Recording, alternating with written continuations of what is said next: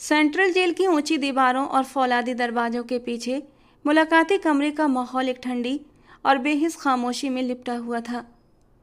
कमरे के बीचों बीच शीशे की एक मजबूत दीवार थी, जिसके दोनों तरफ दो कुर्सियां रखी गई थीं।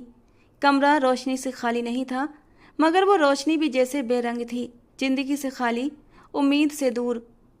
डॉक्टर सहर मनोचिकित्सक होने के साथ साथ एक अनुभवी कानूनविद भी थी।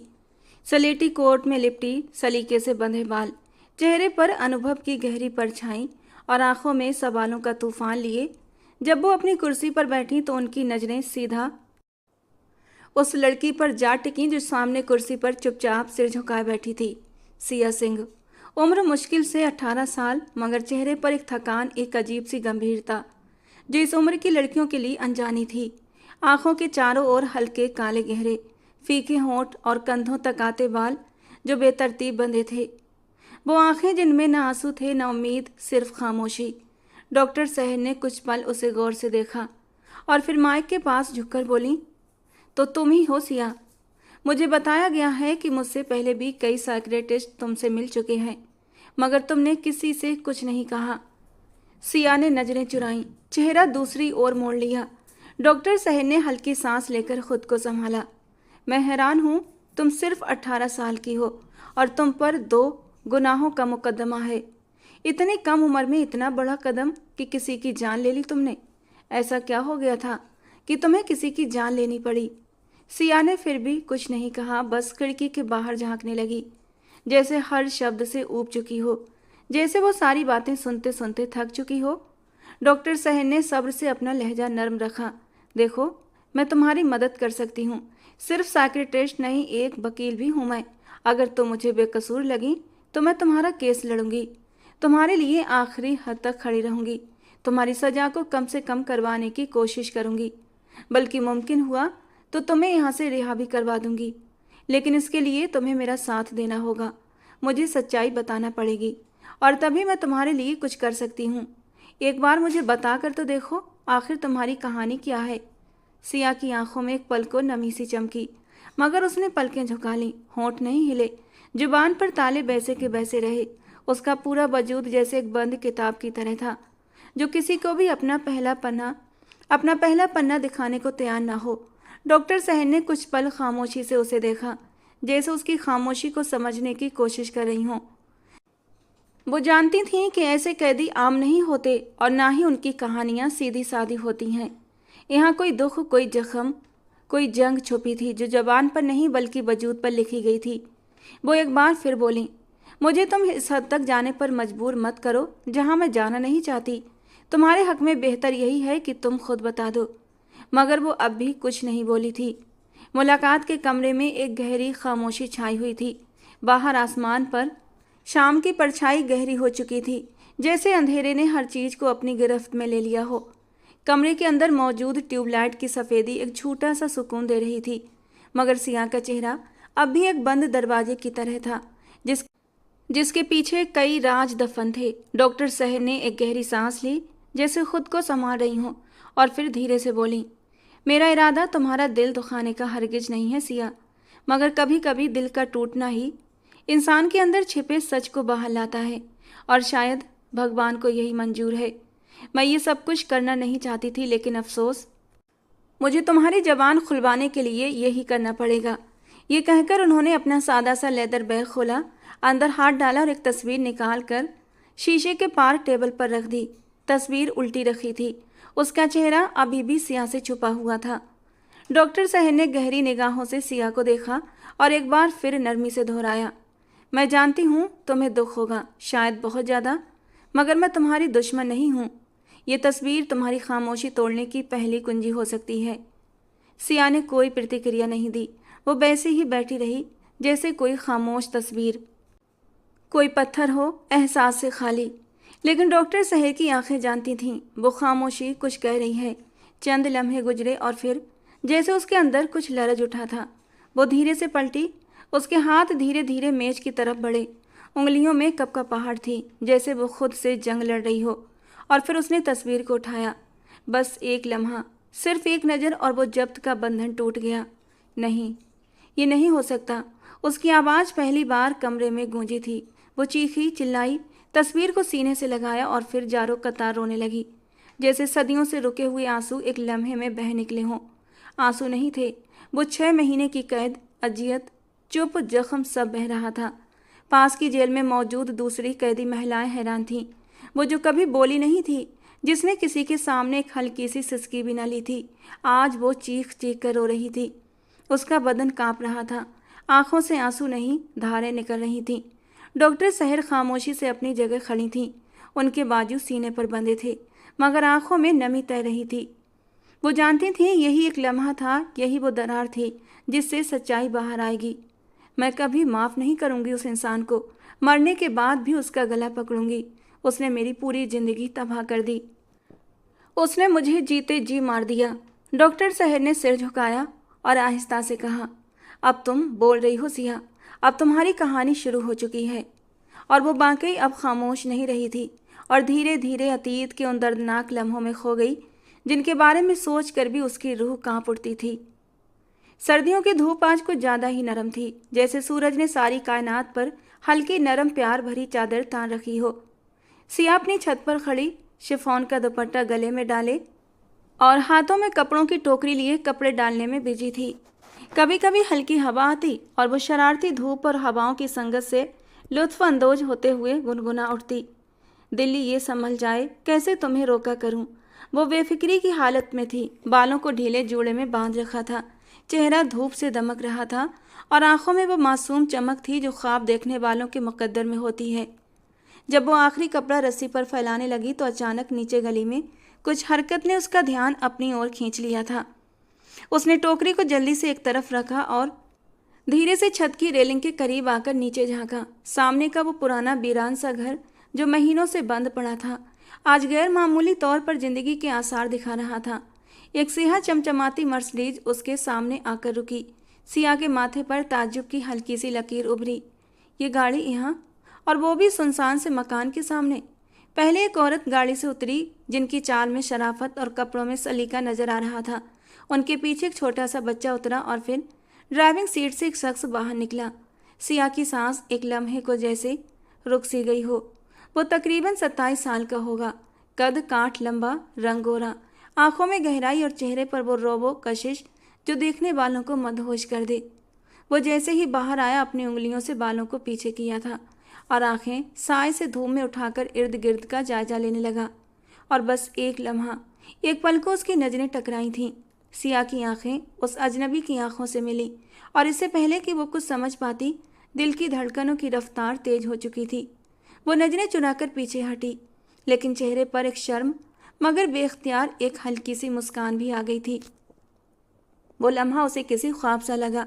कपड़ों की टोकरी अब एक तरफ रह गई थी, धूप और गाना सब पीछे छूट गया था। उसके हाथ अपने सीने पर जा टिके, जैसे दिल की रफ्तार को संभालने की कोशिश कर रहे हो। वो चंद लम्हे यूं ही खड़ी रही, जैसे किसी और ही दुनिया में हो। फिर एक ख्याल बिजली की तरह उसके दिमाग में कौंधा और वो हड़बड़ाकर रेलिंग से पीछे हटी। अपनी चुन्नी को ठीक करते हुए सिया सिंह जल्दी से सीढ़ियों की ओर बढ़ी, तेजी से नीचे भागी, जैसे कुछ छूट रहा हो, जैसे कुछ जानना हो, कुछ देखना बाकी रह गया हो। और पीछे छत पर अभी भी धूप नरम थी, हवा में बही खुशबू बसी हुई थी, मगर सिया के दिल में एक नया मौसम उतर चुका था। जिज्ञासा, शर्म और पहली झलक की हल्की सी चमक।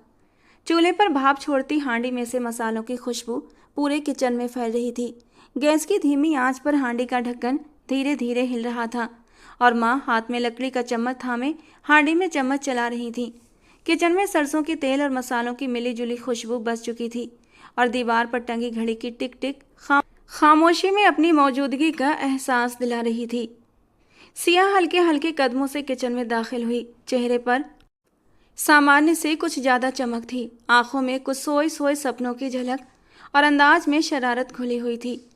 वो माँ को देखते ही बोली, माँ आपको पता है हमारे पड़ोस वाले घर में शायद नए लोग आए हैं। अभी ऊपर छत से देखा उन्हें, बड़ी गाड़ी आई थी। और फिर जैसे अचानक बात का रुख बदलते हुए मासूमियत से पूछा, आज क्या बना रही हैं आप? माँ ने एक नज़र उस पर डाली, माथे पर हल्की सी त्योरी उभरी और थोड़े सख्त लहजे में बोली, मैंने तुम्हें ऊपर कपड़े डालने भेजा था और तुम छत पर ताक झांक कर रही थी। सिया ने एक शरारती मुस्कान के साथ पानी का गिलास निकाला और लापरवाही से बोली, माँ ताक झांक नहीं कर रही थी, बस यूं ही नज़र पड़ गई। आप बताइए ना क्या बना रही हैं? बहुत अच्छी खुशबू आ रही है। माँ ने फिर से हांडी में चम्मच चलाते हुए छोटा सा जवाब दिया, बिरयानी बना रही हूँ। तुम्हारी बहन भी आज हॉस्टल से आ रही है। और सिया का चेहरा खुशी से चमक उठा। सच? अरे वाह, फिर तो एक काम करें, मैं एक प्लेट बिरयानी उन नए लोगों को भी दे आती हूँ। वैसे भी बड़ी सी गाड़ी में आए हैं, शायद बड़े लोग हों। माँ का लहजा एकदम गंभीर हो गया। कोई ज़रूरत नहीं किसी गैर से रिश्ता बनाने की। हमें क्या पता कैसे लोग हैं, ना उनकी आदत पता, ना परिवार का कुछ ज्ञान। दूर रहो बस। सिया ने एक लंबी सांस ली, फिर नरमी से बोली, अरे माँ, ये तो गलत बात होती है। मोहल्लेदारी के भी कुछ असूल होते हैं। हमें चाहिए कि नए आने वालों का स्वागत करें, वो भी अनजान शहर में आए होंगे। अच्छा सा इंप्रेशन जाएगा। बस आप बिरयानी अच्छे से बनाइए, मैं खुद ही दे आऊँगी। माँ कुछ कहने को हुई, मगर वो बात सुने बिना ही उछलती कूदती दुपट्टा ठीक करती पानी का गिलास मेज पर रखते हुए जल्दी से बोली, मैं अभी कपड़े निकालती हूँ और अच्छे से रखना प्लेट में बिरयानी। माँ पीछे से आवाज़ें देती रह गईं, सिया सुन तो, अरे बात तो सुन। मगर वो तेजी से कदम बढ़ाती अपने कमरे की ओर रवाना हो चुकी थी। माँ ने चम्मच हांडी में छोड़ा, थोड़ा सिर हिलाया और धीरे से मुस्कुरा दी, जैसे जानती हो ये जिद किससे आई है। बाप की जिद्दी तबीयत शायद बेटी में भी उतर आई है। किचन में फिर से मसालों की खुशबू ने फिजा को महका दिया और माँ ने खामोशी से चम्मच दोबारा हाथ में ले लिया, दिल ही दिल में दुआ करते हुए कि ये बेटी हमेशा ऐसे ही नरम दिल और खुश मिजाज रहे। मगर कौन जानता था कि उनकी दुआ किस तरह कबूल होने वाली है। शाम की मध्यम रोशनी गली की दीवारों पर सुनहरी झलक बिखेर रही थी। आसमान पर हल्की सी नीलाहट और दूर पश्चिम की ओर सुर्खी माइल बादल शाम की खूबसूरती को और भी गहरा कर रहे थे। सर्दियों की शाम में ठंडक कुछ ज़्यादा ही महसूस हो रही थी। सिया ने हल्के रंग का शॉल अपने कंधों के चारों ओर लपेटा, हाथों में ढकी हुई बिरयानी की प्लेट को मजबूती से थामे वो धीरे धीरे राजेश अंकल के बंद घर की ओर बढ़ने लगी, जो अब खुल चुका था और नए रहने वालों से आबाद भी हो चुका था। दिल की धड़कनें किसी अनजाने एहसास से तेज हो रही थीं, शायद जिज्ञासा या फिर शायद घबराहट, वो खुद नहीं जानती थी। घर के सामने पहुंचकर उसने एक पल के लिए गहरी सांस ली, इधर उधर देखा और धीरे से दरवाजे पर दस्तक दी। पहले ही दस्तक पर दरवाजा चरमराया और एक 12 साल का बच्चा झांकता हुआ बाहर आ गया। उसके हाथ में कार का छोटा खिलौना था। बाल बिखरे हुए थे और चेहरे पर मासूमियत झलक रही थी। सिया एक पल को चौंक गई, जैसे किसी मर्द के बजाय बच्चे को देखने की उम्मीद ना हो, मगर तुरंत खुद को संभालते हुए मुस्कुराई और नरमी से बोली, हेलो बेटा, आपकी मम्मी कहाँ है? मुझे ये बिरयानी उनको देनी थी। सिया की बात पर बच्चे ने जिज्ञासा से उसे और बिरयानी की प्लेट को देखा था, फिर बोला, मम्मा तो नहाने गई हैं, भाई हैं अंदर, उन्हें बुला दूं? सिया ने सहमति में सिर हिलाया और दरवाजे पर ही ठहर गई। अभी वो कुछ और पूछती कि अचानक अंदर से वही अजनबी युवक नमूदार हुआ। उसका चेहरा गंभीर था, आंखों में हल्की सी उलझन और थकान की झलक और माथे पर बल सजे हुए थे। काले जैम्पर में उसका कद और भी रौब और भी ज़्यादा नजर आ रहा था। सिया एक पल को ठिठक गई। उसकी धड़कनें पहले से कहीं अधिक तेज हो चुकी थीं। आने वाले लड़के ने एक नज़र उस पर डाली थी और फिर रूखे अंदाज में बोला, जी कहिए क्या बात है? सिया के ओंठों पर थोड़ी देर के लिए शब्द आकर रुक गए, फिर जैसे हिम्मत जुटाकर बोली, वो आप हमारे नए पड़ोसी हैं, तो मम्मी ने कहा मैं बिरयानी दे दूं आपको। उसका लहजा झिझकता हुआ था, आंखें जमीन पर झुकी हुई थीं। वो प्लेट आगे बढ़ाने ही वाली थी कि अचानक उस युवक ने सख्ती से प्लेट उसके हाथ से ले ली। सिया ने एकदम नज़र उठाकर उसे देखा था। उसका चेहरा अब भी सपाट था, मगर लहजा और भी ठंडा हो चुका था। ठीक है, शुक्रिया, प्लेट्स आपको वापस मिल जाएंगी, अब आप जा सकती हैं यहाँ से। उसके शब्दों में किसी भी तरह की कोई नरमी या शुक्रगुजारी की नरमी नहीं थी। सिया के चेहरे पर एक पल के लिए उलझन और शर्मिंदगी की मिली जुली सी छाया उभरी। उसने सिर हिलाया, एक संक्षिप्त नज़र उसके चेहरे पर डाली और तेजी से पलट गई। उसके कदम खुद ब खुद गली की ओर बढ़ने लगे। पीछे दरवाज़ा बंद होने की आवाज़ आई, जैसे कोई अध्याय समाप्त हो गया हो। मगर सिया के दिल में एक अजीब सी हलचल जाग उठी थी, जैसे कुछ अनकहा रह गया हो, कुछ जो आंखों के बीच एक पल के लिए चमका और फिर गुम हो गया। गली के कच्चे रास्ते पर शाम की पीली रोशनी और हवा की ठंडक मिलकर माहौल को खामोशी की चादर में लपेट रही थी। सिया तेज तेज कदमों से वापस अपने घर की ओर लौट रही थी। दिल जैसे अंदर ही अंदर पिघल रहा हो और आंखें नमी से भरी हुई थीं। जैसे ही वो घर के दरवाजे के सामने पहुंची, उसकी आंखों से दो मोती गालों पर लुढ़क आए। उसने पलटकर गुस्से से उस बंद दरवाजे को देखा जहां से अभी अभी उसे वो तल्ख रवैया झेलना पड़ा था। माथे पर बल पड़े, होंठ भींचे और सांसों में तपिश घुली हुई थी। बहुत ही बदतमीज आदमी है, वो धीमी आवाज में बड़बड़ाई थी। एहसास नाम की तो कोई चीज ही नहीं है उसके अंदर। ऊपर से मैं बिरयानी लेकर आई, नीयत साफ थी और वो उफ, ऐसे लोगों से तो बात तक नहीं करनी चाहिए। वो कदम पटकती हुई घर में दाखिल हुई। जैसे ही अंदर आई, सामने ही आंगन में सारा खड़ी नजर आई, उसकी बड़ी बहन जो हॉस्टल से वापस आ गई थी। सिया की आंखें एकदम खुशी से चमक उठीं, जैसे तमाम नाराजगी एक पल में ही कहीं छिप गई हो। सारा दीदी, वो खुशी से चहकी और भाग कर उससे लिपट गई।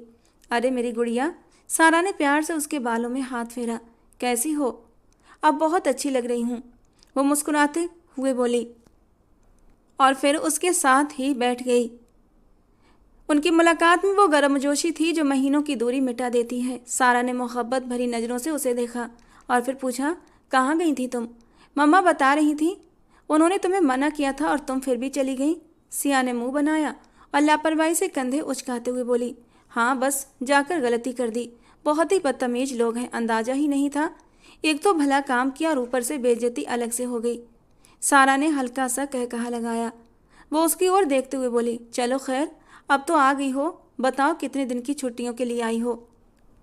डॉक्टर लोगों को ज़्यादा दिन की छुट्टियां कहाँ मिलती हैं, बस एक हफ्ते की छुट्टी मिली है, सारा ने मुस्कुराकर जवाब दिया।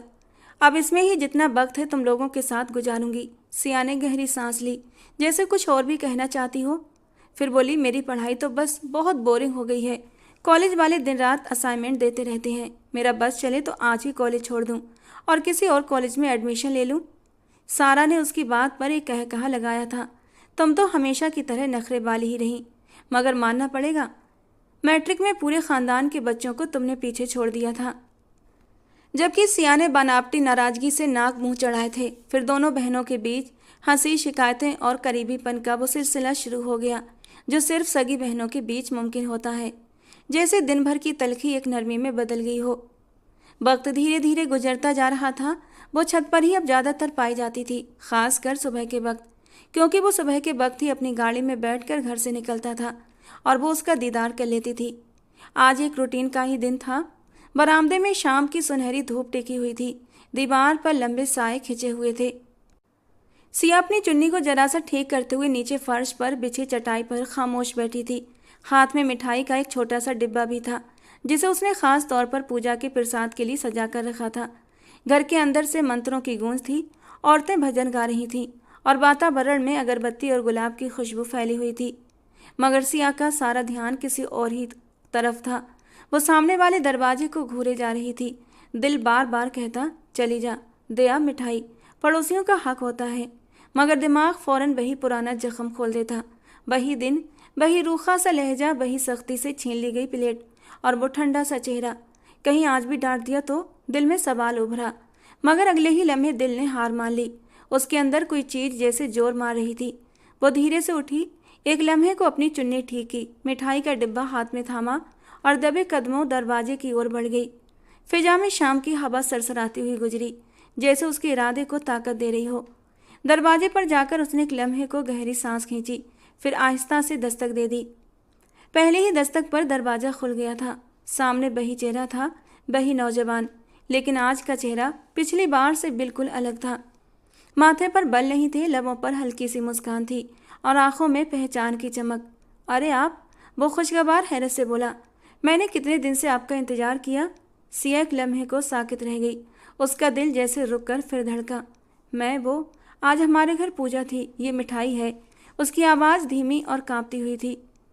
अंदर आइए ना, वो फौरन एक तरफ होकर बोला। मम्मी अभी सौदा सुलफ लेने गई हैं छोटे के साथ, थोड़ी देर में आ जाएंगी। सिया ने हिचकिचाते हुए कदम अंदर की ओर बढ़ा दिए। आंखों में हैरानी थी, वो कैसे इतना खुशगवार हो सकता है। जब पिछली बार यूं झड़क दिया था, वो अंदर आई, आंखें दीवारों पर फिसलती चली गईं। सादा सा साफ सुथरा घर, एक सोफ़ा, दीवार पर एक घड़ी और कोने में एक छोटा सा बुक शेल्फ। बैठी ना, उसने सोफे की तरफ इशारा करते हुए कहा। प्लीज़ मिठाई के साथ आपका आना हमारे लिए खुशी की बात है। सिया ने सर हिलाया और दबे कदमों बैठ गई। हाथ में थमा हुआ मिठाई का डिब्बा उसने मेज पर रखा और धीरे से बोली, मैंने सोचा पिछली बार शायद सही वक्त नहीं था। नहीं, वो मेरी गलती थी। उसने फौरन बात काटी। थोड़ा सा मुश्किल दिन था वो मेरे लिए, आप बुरा ना मानिएगा। सिया ने उसके लहजे में नरमी महसूस की तो दिल की बेचैनी कुछ कम हो गई। आंखों में एक रोशनी सी चमकने लगी, जैसे किसी बेपरवाही में गर्म जोशी की पहली झलक उतर आई हो। खामोशी में एक मुलायम सा लम्हा था। अभी वो कुछ कहती उससे पहले अचानक वो नौजवान अपनी जगह से उठा और उसके करीब आ गया। सिया का दिल तेजी से धड़कने लगा, जैसे अचानक किसी अनजाने एहसास ने उसकी रगों में हलचल मचा दी हो। अरे सुनिए, उसने नरमी से उसे पुकारा और सिया ने चौंक कर चेहरा उठाया। अगले ही पल वो उसका नाजुक सा हाथ थाम कर अपने लबों से लगा चुका था और सिया के पूरे वजूद में एक करंट दौड़ गया था। वो अविश्वास भरी निगाहों से उसे देख रही थी। ये उसके अंदाजों के बिल्कुल विपरीत था। मैं आपको बता नहीं सकता आपने कितनी टेस्टी बिरयानी बनाई थी, उसने दिल से कहा। सिया की आंखें हैरानी और घबराहट से फैल चुकी थीं। चेहरे पर लाली दौड़ गई। उसने झट से अपना हाथ पीछे खींच लिया। दिल की धड़कनें कानों में सुनाई देने लगी थीं, जैसे सब कुछ थम सा गया हो। ये क्या? वो धीमी कांपती आवाज में बोली। आदित्य रावत मुस्कुराकर कुर्सी पर दोबारा बैठ चुका था। मेरी आदत में शामिल है, जब भी कोई मुझे टेस्टी खाना खिलाता है ना, मैं उसका हाथ जरूर चूमता हूँ। हाँ, और रेस्टोरेंट के वर्कर्स के अलावा वहाँ ये आदत काबू में रखनी पड़ती है। ये कहते ही वो जोर से हंसा था। वो भी हंसी। वो ठाका जैसे कमरे में बाहर आ गई हो। उसकी मुस्कान में एक अजीब सी कशिश थी। सिया का दिल जैसे एक पल के लिए वहीं ठहर गया हो। वो साकित सी उसे देखे जा रही थी। शर्म, हैरानी और अनजाने जज्बातों का तूफान उसके अंदर उठ रहा था। वो कुछ बोल न सकी। वैसे मेरा नाम आदित्य रावत है, उसने अपना हाथ सीने पर रखते हुए खुद को परिचित कराया। और आपका नाम? प्लीज बुरा मत मानिएगा कि मैंने आपका हाथ चूम लिया, ये तो बस मेरा अंदाज है, कुछ अलग सा शायद। सिया ने नजरें झुकाते हुए जल्दी से मुस्कान के साथ शर्माते हुए जवाब दिया। मेरा नाम सिया है और ये मिठाई आपके लिए लाई थी। आज हमारे घर पूजा थी। असल में मेरी मम्मी आपकी मम्मी को बुलाना चाहती थी, लेकिन फिर हमने सोचा शायद आप लोग पूजा वगैरह में हिस्सा ना लेते हों, इसीलिए। वो अपनी घबराहट छुपाते हुए आत्मविश्वास से बोली। आदित्य ने बात काटते हुए नरम लहजे में कहा, अरे भाई, क्यों नहीं आते हम भी सनातनी हैं, बल्कि बहुत शौक से हिस्सा लेते हैं। खैर कोई बात नहीं, फिर आएंगे।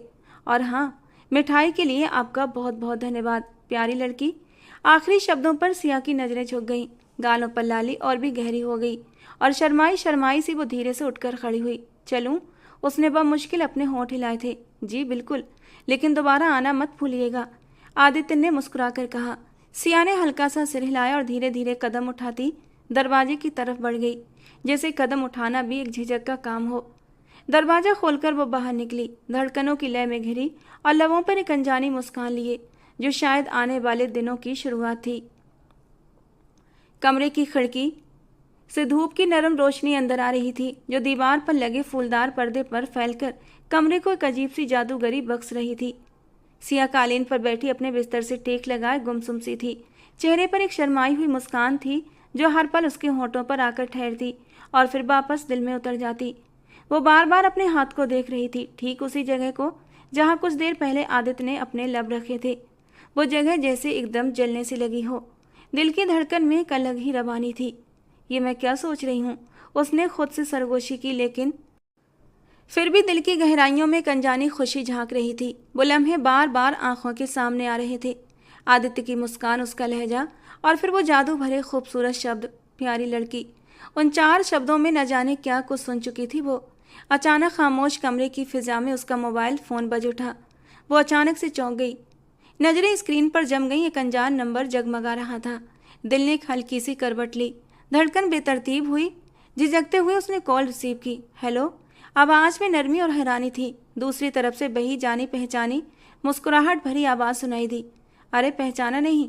सिया के चेहरे पर हैरानी और मुस्कान एक साथ उभरी। आप? जी मैं आदित्य रावत। एक पल को वो कुछ बोल ही न सकी, बस दिल की धड़कन उसके कानों में सुनाई दी। लेकिन आपके पास मेरा नंबर? वो झिझकते हुए बोली और वो ठाका लगाकर हंस पड़ा।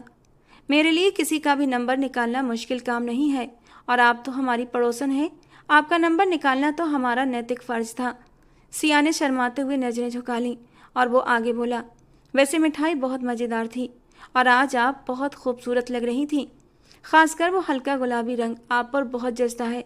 खैर, आपने अपने बारे में कुछ नहीं बताया, आप क्या करती हैं और आपकी उम्र क्या है? सिया के चेहरे की लाली और भी गहरी हो गई।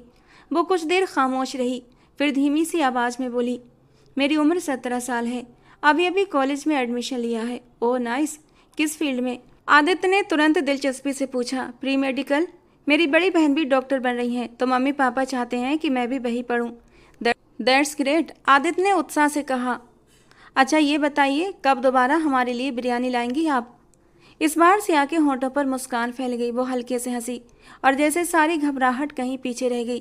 पहले मम्मी से तो पूछ लूं, अगर वो इजाज़त दें तो ज़रूर। तो फिर आज से मैं दुआ करूंगा कि आपकी मम्मी रोज़ बिरयानी पकाएं। आदित्य की शरारती बात पर वो खिलखिलाकर हंस दी। अब वो दोनों बातों में ऐसे मगन थे जैसे बरसों का रिश्ता हो, जैसे ये रिश्ता अभी नहीं बहुत पहले का हो, और जैसे कुछ नया होने वाला हो, बहुत ख़ास, बहुत अलग। और यही चीज़ मासूम सी सिया के लिए मुसीबत बनने वाली थी। 2 हफ्ते बाद दोपहर की धूप हल्की सी तेज थी, लेकिन आसमान पर बादलों की कुछ आवारा टुकड़ियां धूप को कभी कभी छुपा देती। सिया हमेशा की तरह हाथ में कपड़ों की टोकरी लिए छत पर आई। हवाओं में खुशबू थी, जैसे किसी ने दूर कहीं परफ्यूम छिड़क दिया हो। वो चुपचाप कपड़े तार पर डालने लगी, लेकिन अचानक उसकी नज़र नीचे गली की तरफ चली गई। नीचे सफ़ेद चमचमाती गाड़ी के पास आदित्य रावत और उसका परिवार तैयार खड़ा था। सबने जैसे बहुत अच्छे से कपड़े पहने हुए थे, खासकर आदित्य, जो नीले रंग के पैंट कोट में खासा खूबसूरत लग रहा था। सिया के माथे पर एक हल्की सी लकीर उभरी। दिल बेवजह ही जोरों से धड़कने लगा। वो कुछ पल तो सिर्फ देखती रही, फिर जैसे जिज्ञासा और बेचैनी ने एक साथ दिल में पंजे गाड़ दिए, वो तुरंत नीचे भागी और मोबाइल उठाकर आदित्य का नंबर मिलाने लगी। दिल की धड़कन तेज थी, उंगलियां हल्की सी कांप रही थीं। कॉल मिलाई, बेल गई और दूसरी बेल पर ही आवाज़ आई, हेलो। सिया ने एक पल को सांस रोक ली, फिर धीरे से बोली, आप कहीं जा रहे हैं? आदित्य की आवाज़ फ़ोन के स्पीकर से बाहर आई। वो अब गाड़ी चला रहा था। हाँ, एक फंक्शन में जा रहा हूँ। तुम्हें कैसे पता चला? सिया ने होंठ भींचे और नजरें झुकाई, जैसे खुद से ही खुद को छुपाना चाहती हो। मैं छत पर कपड़े डालने गई थी, आपकी फैमिली को गाड़ी में बैठते देखा, तो बस यूं ही। वो कुछ पल चुप रहा, फिर एक ठंडी सांस के साथ बोला, मेरी सगाई है, वहीं जा रहा हूँ। आवाज़ काफ़ी बेपरवाही से कही गई थी, लेकिन ये अल्फाज जैसे बिजली बनकर गिरे थे सिया पर। सिया की सांस रुक सी गई, आंखें फटी की फटी रह गईं और दिल जैसे किसी ने मुट्ठी में लेकर मसल दिया हो।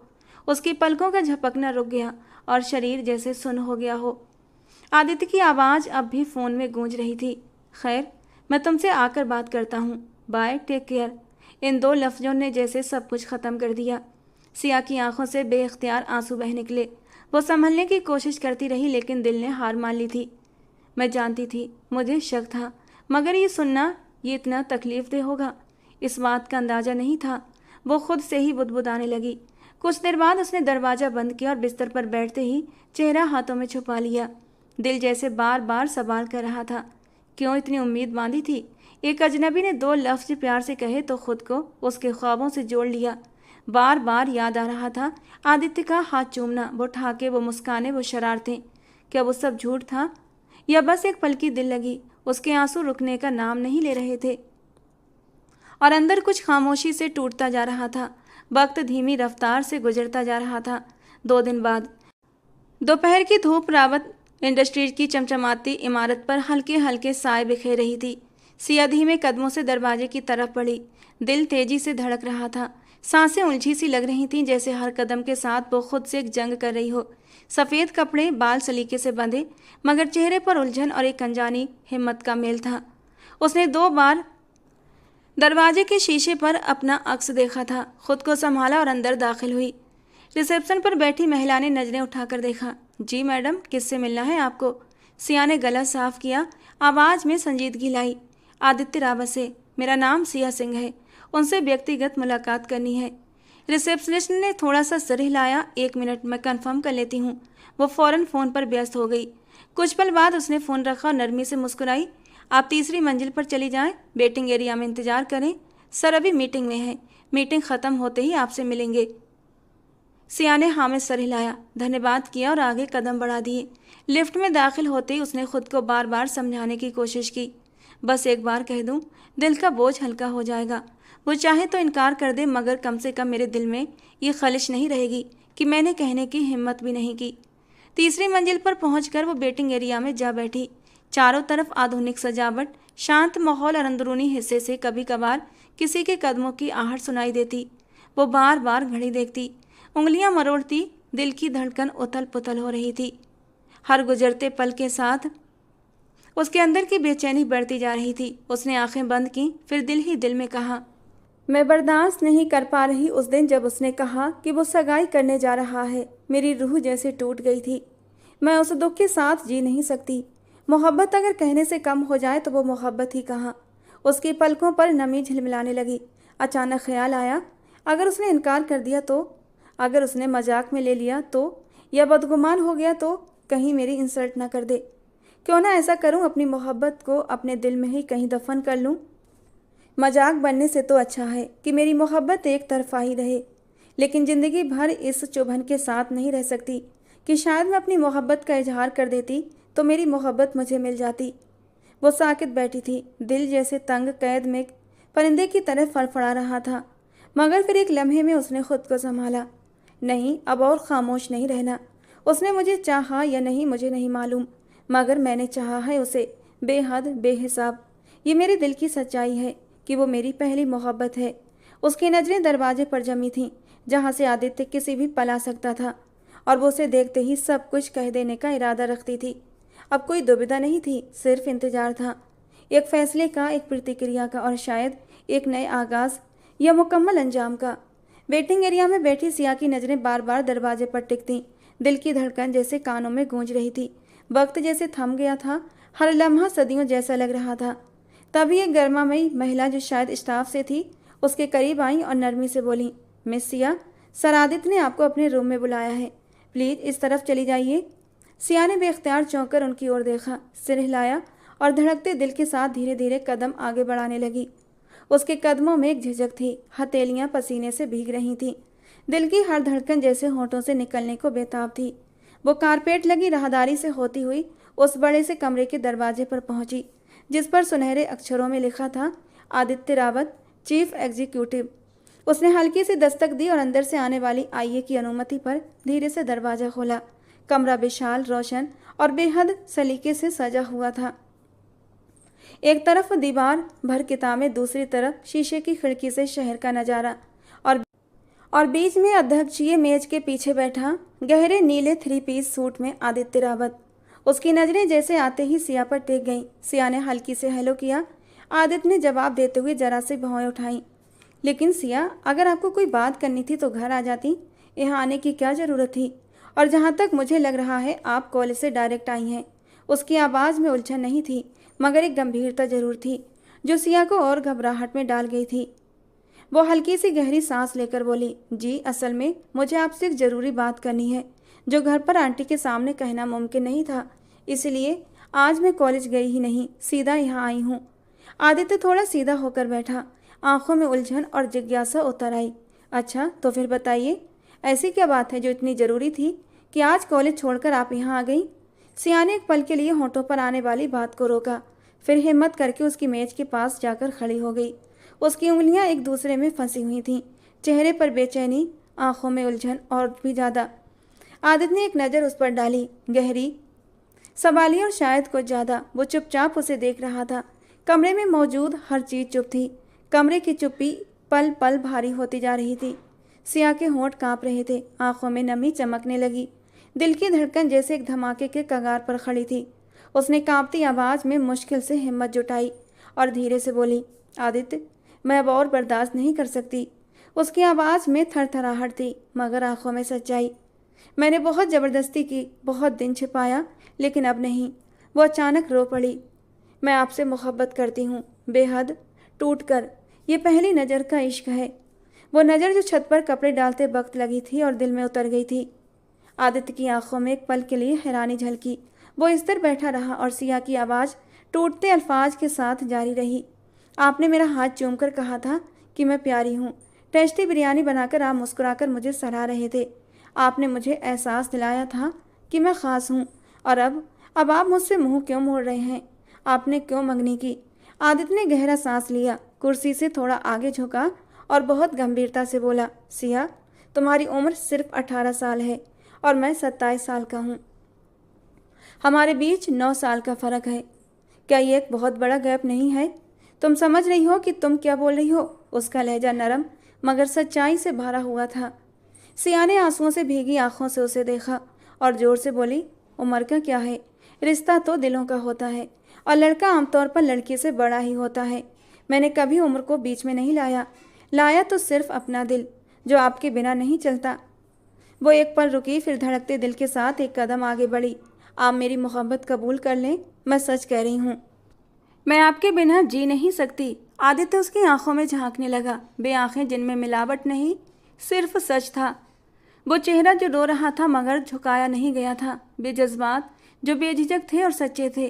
कुछ पल खामोशी में गुजरे, फिर आदित्य ने गहरी सांस लेकर कहा, ठीक है सिया।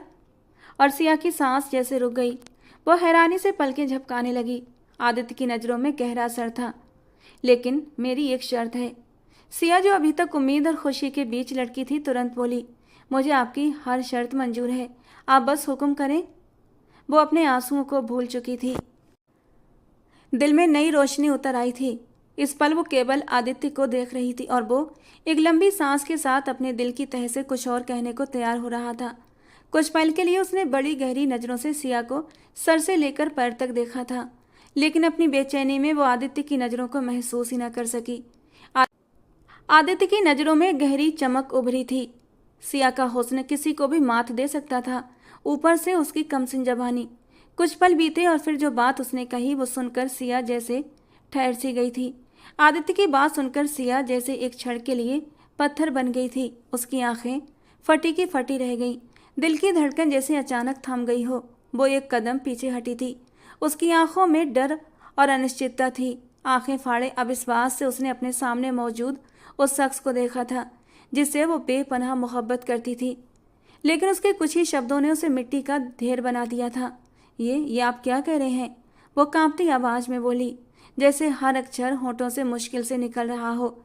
आदित्य ने कुर्सी की पीठ से टेक लगाई, थोड़ा झुककर बोला, मैंने कौन सी गलत बात कही? बस एक चीज़ मांगी है, दुपट्टा हटाओ सीने से। मैं देखना चाहता हूँ तुम मेरे काबिल हो या नहीं। एक मर्द हूँ मैं, मेरे जज्बात हैं। पता लगाना चाहता हूँ कि मैं तुम्हारे साथ रह सकता हूँ या नहीं। आगे पूरी ज़िंदगी है मेरी, ऐसे कैसे बिना देखे मैं तुमसे ज़िंदगी भर का रिश्ता जोड़ लूँ? हालांकि तुम्हें कई बार देखा है, लेकिन हर बार ये बड़ा सा दुपट्टा तुम्हारे वजूद पर लिपटा होता है। आज बिना दुपट्टे के देखना चाहता हूँ। शादी के बाद कहीं तुम मेरी मर्जी के अनुसार ना हुई तो फिर मैं क्या करूँगा? वो अर्थपूर्ण तरीके से बोला था और सिया की आंखों से आंसू बहने लगे। वो पीछे हटते हुए दीवार के करीब पहुँच गई, हाथ जोड़ते हुए बोली, भगवान के लिए मेरी मोहब्बत को इस गंदगी में मत घसीटो। मैंने सच्चे दिल से चाहा है आपको। अगर आपको मुझसे कुछ चाहिए तो मुझसे शादी कर लें। शादी के बाद मेरे पूरे वजूद पर सिर्फ और सिर्फ आपका हक होगा। आदित्य के चेहरे पर अजीब सा तंजिया भरा मुस्कुराहट उभरी। वो उठकर उसके करीब आया, आंखों में अजीब सी चमक लिए बोला, तो फिर ठीक है, अगर इतनी ही सच्ची हो अपनी मोहब्बत में तो अभी और इसी वक्त शादी कर लो मुझसे। कोई सवाल नहीं, कोई बहाना नहीं। तभी मानूंगा कि तुम मुझसे सच्ची मोहब्बत करती हो। सिया का दिल उसके गले में आ गया। वो कांपती हुई आवाज़ में बोली, ऐसा तो नहीं होता। मम्मी को, पापा को और आंटी को सबको पता होना चाहिए। आदित्य ने उसकी बात काट दी। उन्हें भी मना लूँगा, मगर अभी के अभी तुम्हारा फैसला सुनना चाहता हूँ, हाँ या ना। सिया ने उसकी आंखों में झांका। वो निगाहें जो कभी मुस्कुराहट से भरी लगती थीं अब एक भेड़िए की तरह लग रही थीं, लालच से भरी और दरिंदगी से चमकती हुई। काश सिया उन आँखों की दरिंदगी देख लेती तो अपनी ज़िंदगी को बर्बाद होने से बचा लेती, लेकिन उसकी आंखों पर सिर्फ और सिर्फ मोहब्बत की पट्टी बंधी हुई थी और उस मोहब्बत ने उसे अंधा कर दिया था। वो कुछ नहीं बोला, केवल खामोशी से सिर हिला दिया और फिर वही हुआ जो तय पाया गया था। पास के ही मंदिर में जाकर उन दोनों का विवाह हो गया और वो खामोशी से घर लौट आई थी। कमरे में हल्की सी रोशनी फैली हुई थी। पर्दे आधे खुले थे जिनमें धूप की हल्की लकीरें कालीन पर पड़ रही थीं। सिया बिस्तर पर गुमसुम बैठी थी, हाथ की उंगलियों से अपने दुपट्टे का पल्लू बार बार मरोड़ रही थी। चेहरे पर एक अजीब सी गिल्ट थी, जैसे कोई अनजाना डर दिल में घर कर गया हो। दोनों का विवाह हो चुका था। आदित्य अब उसका पति था, लेकिन वो खुशी जैसा कोई जज्बा अपने अंदर महसूस नहीं कर पा रही थी। क्या ये सब सही हुआ? वो खुद से पूछ रही थी। क्या ये फैसला भावनात्मक था या मोहब्बत ने मुझे अंधा कर दिया? अचानक ही उसका मोबाइल बजने लगा। वो चौंकी, नजरें फ़ोन की स्क्रीन पर पड़ी। आदित्य रावत कॉलिंग लिखा हुआ था। दिल जोर जोर से धड़कने लगा। उसने गहरी सांस ली और फिर कॉल रिसीव कर ली। कैसी हो जान? दूसरी तरफ से आदित्य की शरारती आवाज़ आई। घर पहुंच गई आराम से? सिया ने धीमी आवाज़ में कहा। जी, मैं घर आ गई हूँ। एक पल के लिए दोनों तरफ खामोशी छा गई। फिर वो झिझकते हुए बोली, आदित्य, मुझे बहुत डर लग रहा है। पता नहीं क्यों दिल बहुत ज़्यादा घबरा रहा है। हमने जो किया, क्या वो सही था? आदित्य की आवाज़ में अचानक नरमी आ गई।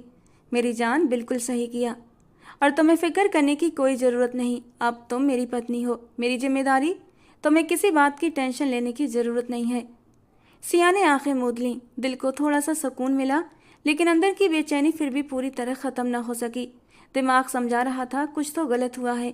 अभी भी कदम पीछे खींच लो तो बर्बाद होने से बच जाओगी। लेकिन दिल अपनी ही जिद लगाए हुए था कि अपनी मोहब्बत को हासिल करो। और सुनो, आदित्य की आवाज़ फिर से आई, इस बार कुछ ज़्यादा खुशी से। कल तुम मेरे घर आ जाना। मम्मी और छोटू मौसी के यहाँ जा रहे हैं। घर पर कोई नहीं होगा। मैं चाहता हूँ हम दोनों थोड़ा सा टाइम साथ में बिताएं। सिया चौंक गई। कल? आदित्य, अभी तो शादी हुई है, मैं ऐसे कैसे आ सकती हूँ? आदित्य की आवाज़ में जिद आ गई। यार सिया, अब तुम मेरी बीवी हो। कल कोई घर पर नहीं होगा। हम आराम से वक्त बिताएंगे, बातें करेंगे। तुम्हें मैं अपनी पूरी दुनिया दिखाऊंगा। क्या तुम अपने पति के साथ वक्त नहीं गुजारना चाहती? और वो चुप हो गई। दिल की धड़कन तेज हो चुकी थी। हर जुमले के साथ उलझन बढ़ रही थी। लेकिन फिर शायद प्यार, शायद डर, या शायद ये सोच कि अब सब कुछ हो चुका है, उसने धीरे से कहा, ठीक है, आ जाऊंगी। ये हुई ना बात? आदित्य खुशी से बोला। अब बस कल का इंतजार है। मुझे यकीन है तुम्हें मज़ा आएगा। कॉल कट गई, लेकिन सिया के दिल में सुकून के बजाय एक और उलझन ने जगह बना ली। उसने सिर बिस्तर की पेटी से टिका दी और आंखें बंद कर लीं। शायद कल का दिन उसकी ज़िंदगी का अगला इम्तिहान बनने वाला था, या फिर शायद एक कड़वी हकीकत का दरवाज़ा जो हमेशा के लिए सब कुछ बदल कर रख देगा। पूरा दिन सामान्य तरीके से गुजर गया। अगली सुबह वो कॉलेज टाइम पर आदित्य के घर पहुंच गई थी। कमरा हल्की रोशनी में आधे कमरे का नज़ारा पेश कर रहा था। पर्दे आंशिक रूप से खुले थे, जिससे बाहर से नरम हल्की रोशनी अंदर आ रही थी। सिया और आदित्य दोनों सोफे पर चुपचाप बैठे थे। सिया की नज़रें जमीन की तरफ जमी थीं। उसके हाथ बेइच्छा आपस में जुड़े हुए थे। दिल में एक बेचैनी छिपी हुई थी, मगर होंठ एकदम खामोश थे। आदित्य की निगाहें उसी पर जमी हुई थीं, मानो वो उसकी हर छिपी बात पढ़ना चाहता हो। कुछ देर की खामोशी के बाद आदित्य ने धीरे धीरे सिया को अपने करीब खींचते हुए कहा, क्या हुआ? तुम इतनी परेशान क्यों हो रही हो? सिया के दिल की धड़कन तेज हो गई। वो घबराकर सिर नीचे कर गई और धीमी आवाज़ में बोली, मुझे ये सब अच्छा नहीं लग रहा। अभी विदाई नहीं हुई, घर में किसी को नहीं पता। आदित्य ने उसे नरम लहजे में देखा और कहा, इन बातों से कोई फ़र्क नहीं पड़ता। मैं तुम्हारा पति हूँ। बस इतना याद रखो कि अब हम दोनों एक दूसरे के लिए जायज़ हैं। तुम्हें बेकार की बातों में पड़ने की कोई ज़रूरत नहीं है। बस तुम अपने पति को खुश करो और कुछ नहीं। आज तुम बहुत प्यारी लग रही हो। सिया की शर्मिंदगी झलक उठी। वो अपने बालों से एक लटको आंखों से दूर करती सिर झुका गई। उसके गालों पर हल्का सा लाली का निशान उभर आया था और दिल में एक अनजानी घरमाहट सी महसूस हुई। आदित्य ने धीरे से उसके हाथ थाम ली और कहा, हम दोनों को एक दूसरे को समझने का वक्त चाहिए। मैं जानता हूँ तुम्हें डर है, लेकिन तुम अकेली नहीं हो। मैं तुम्हारे साथ हूँ हमेशा। सिया ने गहरी सांस लेते हुए थोड़ा सा लब खोला, मगर फिर शब्दों को रोक लिया। उसकी आंखों में अब भी एक डर और एक सवाल था जो वो बयां नहीं कर पा रही थी। आदित्य ने मुस्कुराकर कहा, तुम्हें कुछ भी कहने की ज़रूरत नहीं है। वो उसे अचानक अपने और भी करीब कर चुका था और वो सांस रोक कर उसे देख रही थी। जब वो धीरे धीरे उस पर झुकता चला गया, उसके लबों को छूता मदहोश हुआ था और फिर उसके हाथों की सरसराहट सिया की धड़कनों पर पहुंच गई। धीरे से वो उसकी धड़कनों को छू रहा था और फिर उसके कान के पास धीरे से फुसफुसाते हुए बोला था, 36 आई एम राइट? और सिया के होंठों से धीरे से निकला था, जी। मुझे यही तो साज चाहिए था। कहते हुए वो उसकी मुलायम धड़कनों को मसल गया था और सिया के होंठों से एक सिसकी निकली थी, बहुत खुशकिस्मत हूँ मैं जो मुझे तुम जैसी प्यारी और खूबसूरत बीवी मिली। तुम जानती हो, मैं नज़रों से ही साइज पता कर लेता हूँ। मेरी मंगेतर का साइज 32 है, जो मुझे बिल्कुल पसंद नहीं। तुम्हें कई बार जांचने की कोशिश की, लेकिन तुम अपने आप को बड़े से दुपट्टे में छुपा कर रखती थी। और कल ऑफिस में मैंने तुम्हें इसीलिए दुपट्टा हटाने को कहा था, लेकिन तुम तो बड़ी होशियार निकली। शादी के लिए रजामंदी देकर अपना सब कुछ ही मेरे हवाले कर दिया। कहते हुए वो अपने होंठ उसकी नरम धड़कनों पर रख गया और धीरे धीरे हर हद से आगे गुजरने लगा। उसने रोकने की कोशिश की थी, कई बार विरोध किया कि अभी ये सब ठीक नहीं, मगर वो सुनना ही कब चाहता था। वक्त धीरे धीरे गुजर रहा था। कमरे की हवा एकदम थम सी गई थी और उस खामोशी में कभी कभी गूंजती सिया की मदहोश सिसकियां और आदित्य की शरारती सरगोशियां थीं। सिया चुपचाप सोफे पर बैठी थी। एक हफ्ता बीत चुका था और आदित्य रावत की तरफ से कोई संपर्क नहीं आया था। दिल में बेचैनी और उदासी ने घर कर लिया था। आंखें खिड़की से बाहर गली के सन्नाटे में खोई हुई थीं, मगर दिल का हाल बेकरार था। अचानक मोबाइल की हल्की सी घंटी ने उसकी दुनिया को हिला दिया। फौरन उसकी नज़र स्क्रीन की तरफ बढ़ी। स्क्रीन पर आदित्य रावत के कई मैसेज आ रहे थे। क्या तुम मुझसे मिल सकती हो अभी? मैं तुम्हें बहुत याद कर रहा हूँ, मुझसे संपर्क करो। सिया की आंखों में उम्मीद की चमक जागी। उसकी हिचकिचाहट खत्म हो गई। फौरन मैसेज के जवाब में टाइप किया, मैं आ रही हूँ। वो ठहरी नहीं थी, बल्कि तुरंत तैयार होकर बाहर की तरफ बढ़ गई, इस बात से बेखबर कि उसके साथ अब कैसा अन्याय होने वाला है।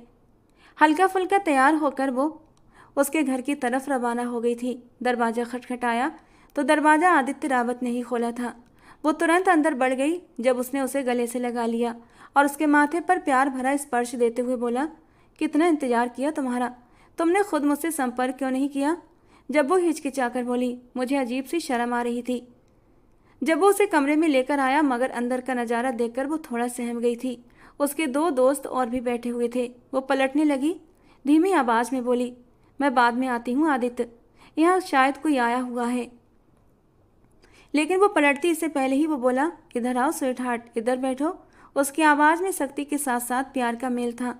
सिया ने घबरा कर कहा, मैं थोड़ी देर बाद आती हूँ, आपके दोस्त आ चुके हैं। आदित्य उसकी बात काटते हुए बोला, ये तुम्हारे लिए ही तो आए हैं। सिया समझ न पाई, मगर फिर आदित्य ने हाथ से अपने दोस्तों की तरफ इशारा किया, तुम्हें सिर्फ मुझे नहीं बल्कि मेरे दोस्तों को भी खुश करना होगा, और यही तुम्हारा काम है। सिया की आंखों में आंसू आ गए। वो बेयकीनी से आदित्य को देख रही थी। उसने हिचकिचाते हुए कहा, आप कितनी बेइज्जती वाली बातें कर रहे हैं। आप जानते हैं आप मेरे पति हैं। मेरे तो। आदित्य ने उसे गुस्से में रोक दिया, भाड़ में गया पति। कौन सा पति और कैसा पति? वो शादी सिर्फ तुम्हें बहलाने के लिए की गई थी। कोई सबूत है तुम्हारे पास? उस शादी का तो दिखाओ मुझे। मुझे सिर्फ सुकून चाहिए, तुम्हारी इच्छाएं या एहसास मुझे ज़रूरी नहीं। अगर तुमने इनकार किया तो तुम्हारी सारी तस्वीरें वायरल कर दूंगा, जो उस दिन तुमने मेरे साथ वक्त बिताकर बनवाई थी। वो कुछ कहते इससे पहले ही उसने उसका बाजू थाम कर उसे अपने दोस्तों के बीच धकेल दिया था, जबकि वो बुरी तरह उस पर टूटे थे। साथ में उसका मजाक भी उड़ाते जा रहे थे। उसकी आंखों से भर भर कर आंसू बह रहे थे। तकलीफ से उसकी जान निकल रही थी। वो रोक रही थी, लेकिन वे लोग सुनना ही नहीं चाहते थे। और एक बार फिर एक नाजुक कली को मोहब्बत के जाल में फंसाकर रौंद दिया गया था। वक्त धीमी गति से गुजर रहा था। कमरे की तन्हाई में सिया चुपचाप बैठी थी। 1 हफ्ता बीत चुका था, मगर दिल में गहरी उलझने और दर्द की गूंज अभी भी जिंदा थी। अचानक दरवाजे की खटखट ने उसकी सोचों को तोड़ दिया था। उसकी बहन सारा जल्दी से कमरे में दाखिल हुई थी, चेहरे पर गुस्से और बेचैनी के निशान लिए। सिया ने जैसे कुछ कहने की कोशिश की, मगर सारा ने उसके गाल पर एक जोरदार थप्पड़ मारा। सिया चौंक कर उसकी ओर देखने लगी। सारा की आंखों में आग जल रही थी और उसकी आवाज़ में कड़वाहट भरपूर थी। ये कौन लड़का है जिसके साथ तुम्हारी इतनी नाजायज़ तस्वीरें हैं? सारा ने सिया की तरफ मोबाइल दिखाया, जहां स्क्रीन पर कई सारी तस्वीरें थीं। सिया का दिल धक से रह गया। वो घबरा कर बोली, सारा दीदी, मैं बेगुनाह हूँ, मैंने कुछ भी नहीं किया। लेकिन सारा का गुस्सा बहुत ज़्यादा बढ़ चुका था। वो चिल्लाकर बोली, ये तुमने नहीं किया तो फिर ये सब क्या था? तमाशा लगाया हुआ है तुमने। तुम्हारी ये घटिया तस्वीरें मेरे पास आ रही हैं और तुम कह रही हो कि तुमने कुछ नहीं किया। वो आज ही हॉस्टल से आई थी, जब उसे अजनबी नंबर से ये तस्वीरें मिली थीं। सिया की आंखों से बेइंतहा आंसू टपकने लगे। वो रोते हुए अपनी बहन को सब कुछ बताने लगी कि उसे कैसे वो लड़का ब्लैकमेल कर रहा है, कैसे उसने मोहब्बत का लबादा ओढ़ कर उसे धोखा दिया। उसने मुझसे मोहब्बत का दिखावा किया है दीदी, और फिर अपने दोस्तों के साथ मिलकर मेरी इज्जत को बुरी तरह रौंद कर रख दिया। सारा कुछ लम्हों के लिए चुप हो गई और फिर उसने सिया की तरफ गहरी नज़रों से देखा और धीरे से पूछा, तुमने ये सब कुछ मुझे पहले क्यों नहीं बताया? सिया ने कांपते हुए जवाब दिया, वो मुझे तस्वीरें भेजता रहता था। अब वो किसी को भी भेज देगा, मुझे नहीं पता था। मैं कैसे जिंदा रहूंगी? अगर ये सब सामने आ गया तो मेरी ज़िंदगी ख़त्म हो जाएगी। सारा की आंखें एकदम से लाल हो गईं। उसका गुस्सा और फैसला जमने लगा। वो सिया के करीब आकर जोर से बोली, मरना ही है ना? तो फिर अपना बदला लेकर मरो। सिया हैरान हुई। उसने सिर हिलाते हुए पूछा, मतलब? सारा ने तुरंत अपने बैग से एक छोटा सा डिब्बा निकाला और उसमें से 2-3 सफ़ेद गोलियां सिया के सामने रख दी। ये वो दवाई है, ये दवाई तुमने अपने पति को भी देनी है और जिन लोगों ने तुम्हारे साथ जुल्म किया है उन लोगों को भी देनी है। सिया ने हैरानी से अपनी बहन को देखा और फिर सारा ने उसे सब समझाया था।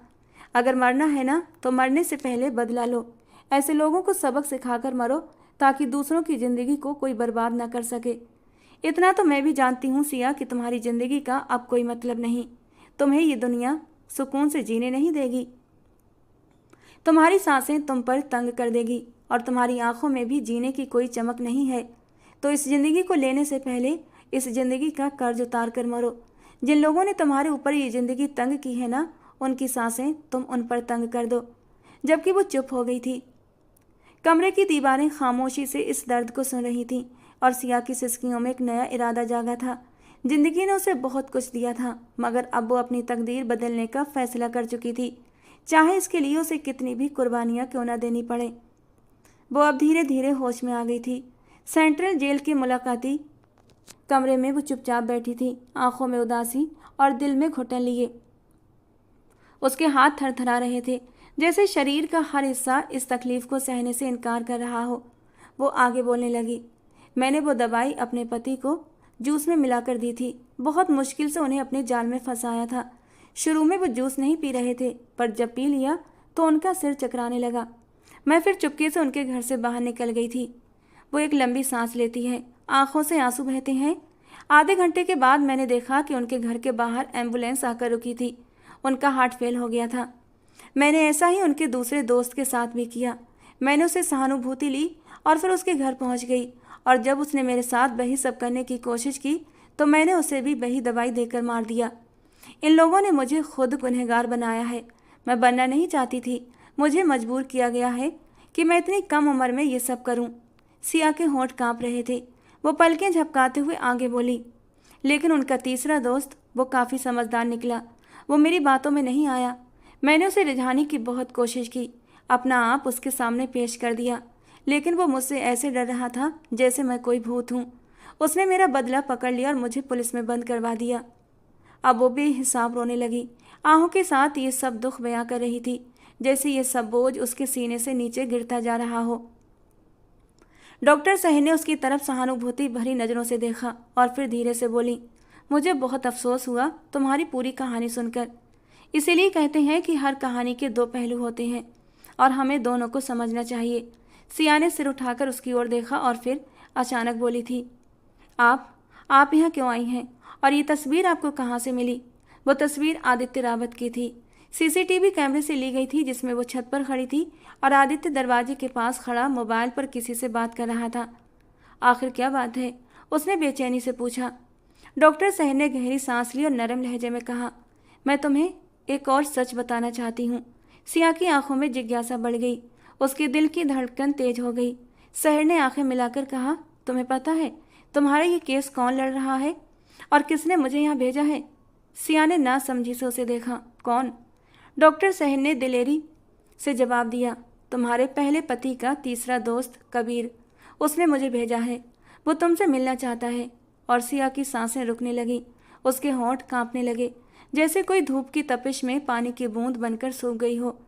डॉक्टर सहर उठकर चली गई थी। थोड़ा सा वक्त गुजरा और अगले दिन का सूरज एक बार फिर नई उम्मीदों के साथ चमक रहा था। जेल के मुलाकाती कमरे की ठंड और खामोशी के बीच एक आदमी कदम रखता है, कबीर शाह, जो अंदर आते ही शांति और पक्के इरादे के साथ उस मासूम के सामने बैठ गया था, जो इस वक्त सहमी हुई चुपचाप बैठी थी। उसकी आंखों में डर, शक और मायूसी का समंदर था। कबीर ने कुछ देर इस खामोशी को तोड़ने से पहले उसके चेहरे को गौर से देखा और फिर धीरे से बोलना शुरू कर दिया।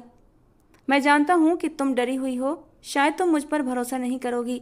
तुम्हारे दिल में यही ख्याल होगा कि मैं तुमसे बदला लेना चाहता हूँ। उसकी आवाज़ में कोई कड़वाहट नहीं थी, बल्कि सच्चाई थी। लेकिन ऐसा नहीं है, तुमने कुछ गलत नहीं किया। तुमने तो सिर्फ मोहब्बत की थी, मोहब्बत की जिसकी सज़ा तुम्हें उस दरिंदे ने दी।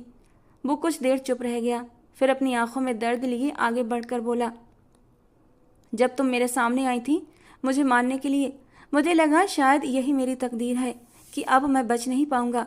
लेकिन शायद भगवान ने मुझे मौका देना था और मैं उस मौके को व्यर्थ नहीं करना चाहता था। कबीर ने गहराई से उसकी आंखों में देखा। मैं तुम्हें एक सुखी ज़िंदगी देना चाहता हूँ। मैं तुम्हारी लड़ाई लड़ रहा हूँ। ये केस मैं जीतूंगा और तुम जल्दी ही इस केस से आज़ाद हो जाओगी और फिर मैं तुमसे शादी करूँगा। उसकी बातों में सच्चाई और पछतावा झलक रहा था। प्लीज़ मुझे माफ़ कर दो, ये जुर्म मुझे जीने नहीं देता कि मेरी वजह से तुम्हारी ज़िंदगी ख़राब हुई। वो चुप रही, कुछ नहीं बोली।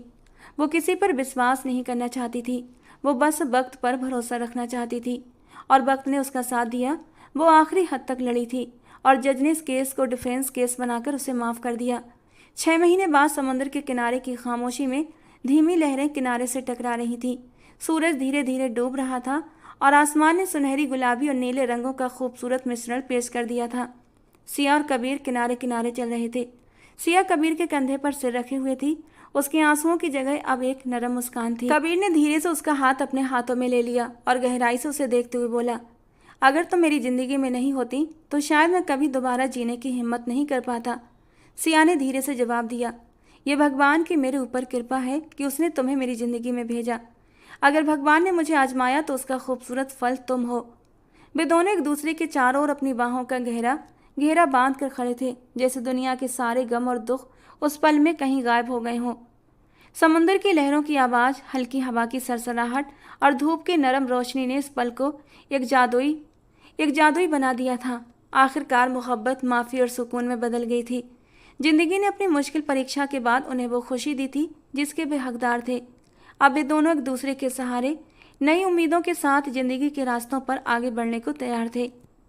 दोस्तों, आज की हमारी कहानी आपको कैसी लगी कमेंट बॉक्स में ज़रूर बताना। पसंद आई हो तो प्लीज़ लाइक करना। रोज़ एक नई और रोमांटिक कहानी के लिए हमारे चैनल को सब्सक्राइब करना। मिलते हैं दोस्तों अगली किसी नई कहानी के साथ।